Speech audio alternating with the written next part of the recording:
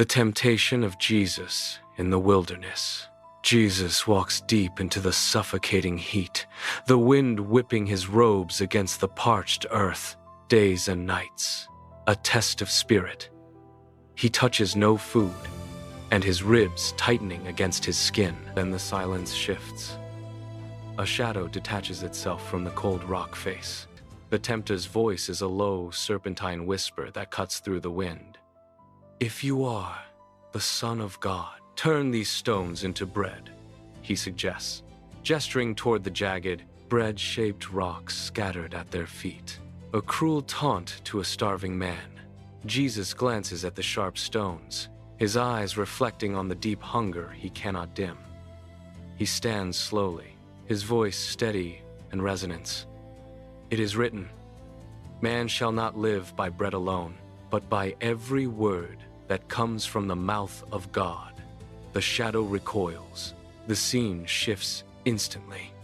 They stand now upon the highest pinnacle of the Jerusalem temple, the city sprawling far below like a tapestry of torchlight and stone. The tempter gestures toward the dizzying drop, his voice dripping with false concern. "If you are the Son of God, throw yourself down, for it is written, he will command his angels concerning you, and on their hands they will bear you up." He dares the heavens to intervene. Jesus does not look down at the depth. He turns his gaze directly toward the shadow, his presence calm. "It is also written, you shall not put the Lord your God to the test." The world transforms again. They stand on a mountain peak, so high above the earth.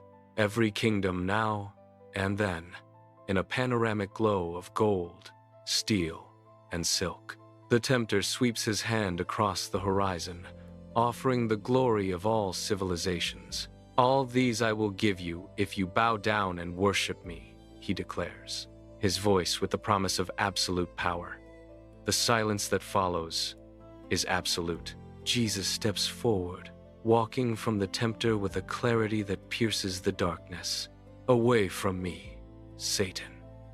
For it is written, worship the Lord your God and serve him only." A blinding light erupts from him, tearing through the shadow like a sunburst. The figure recoils and dissolves into the dust of the mountain, the harsh wind settling into a gentle, cooling breeze.